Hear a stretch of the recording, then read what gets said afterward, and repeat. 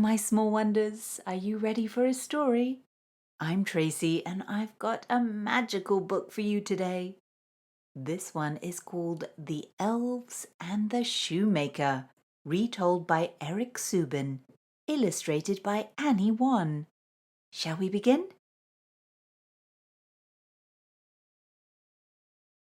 The Elves and the Shoemaker. Ooh, look at those shoes. Aren't they fancy? Once upon a time, there was a kind shoemaker. Though he worked very hard, he grew poorer and poorer. The day came when he had only enough leather left to make one last pair of shoes. He cut out the leather for the shoes and left it on his workbench to stitch together the next morning. Poor shoemaker. He looks very worried, doesn't he? The shoemaker went to bed not knowing what he and his wife would do once the leather was used up, for they had no money to buy more. Despite their troubles, the shoemaker and his wife slept soundly that night. That means they slept rather well. Oh, look at the shoemaker's wife sleeping with the cat. Early the next morning, the shoemaker woke up and got dressed. Then he went into the shop to make the last pair of shoes. It must be very early. The shoemaker still looks half asleep. When he looked at his workbench, the shoemaker thought he must be dreaming. He blinked his eyes, then blinked them again. But this was not a dream. On the very spot where he had left the leather the night before was a pair of beautiful, well-made shoes, all finished. The shoemaker called his wife into the shop and showed her the shoes. "They're splendid," she exclaimed. "But when did you make them?" "I didn't make them," the shoemaker replied. I found them here this morning." What a surprise! The shoemaker put the shoes in his shop window. Soon the door swung open and a fine gentleman walked in. Look at him staring at the shoes through the window.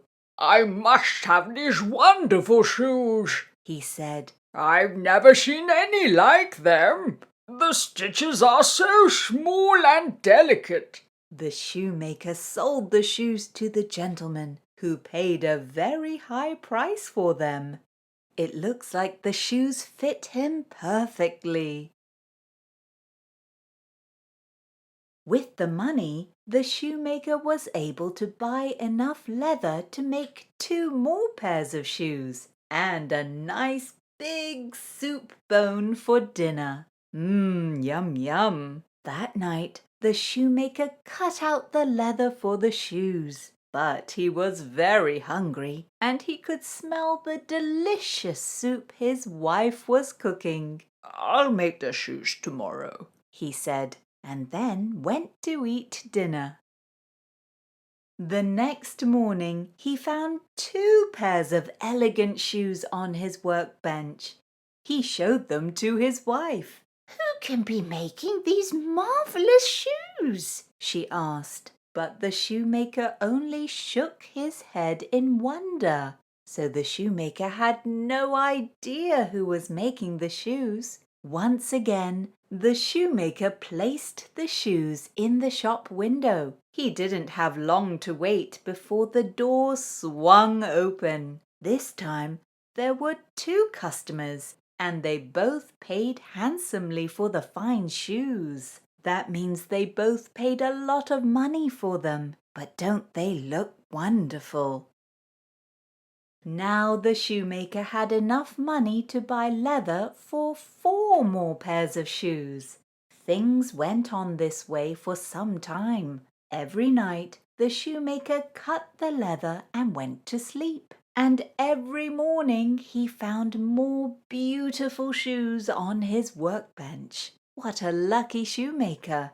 The shoemaker and his wife were no longer poor. They sold so many pairs of shoes that little by little they began to save money. One evening the shoemaker said to his wife, "It's nearly Christmas, and we still don't know who is sewing all these shoes for us. We cannot go another day without finding out who it is." So together the shoemaker and his wife thought of a plan. Instead of going to sleep that night, they hid behind a curtain in the shop. There they are, hiding quietly. I wonder what they're going to see. At midnight, two tiny elves skipped through the door and into the shop. The shoemaker and his wife watched in amazement as the elves quickly began to stitch and sew. Soon the workbench was filled with handsome new shoes. But the moment their work was finished, the elves vanished. That means they disappeared. The shoemaker and his wife were astonished. That means they were so surprised. They decided they must do something for the tiny creatures who had been so kind to them. "The elves were not wearing any coats or hats or shoes," said the wife. "The poor little things must get very cold at this time of year." So the shoemaker and his wife made two tiny suits of clothing for the elves. The next night they laid out the little clothes they had made, then hid behind the curtain once more. At exactly midnight the elves appeared in the shop. When they saw the new clothes, they were overjoyed. That means they were very, very happy. They hurried to try on their outfits and found everything fit them perfectly. In their brand new clothes, the elves danced around the room and sang a merry song. Well, they look very happy, don't they? At last the elves danced out of the door of the shoemaker's shop, never to return again. The thoughtful shoemaker and his good wife had repaid kindness with kindness. They never wanted for anything. That means they didn't have to worry any more about money and lived happily for the rest of their days. That was very kind of the shoemaker and his wife to make clothes for the two elves, don't you think? Do you think the elves expected the shoemaker and his wife to give them any gifts? I don't think so. That means they were very kind to make all those shoes without wanting anything in return. It's always a lovely surprise if you do something nice for someone and they do something nice for you back. But if we really want to be kind to someone, just the thought of making someone happy should be enough to make us happy. So the next time you feel like doing something kind for someone, I hope you won't feel sad if that person doesn't show you the same kindness back. There are lots of people who like to think about themselves first.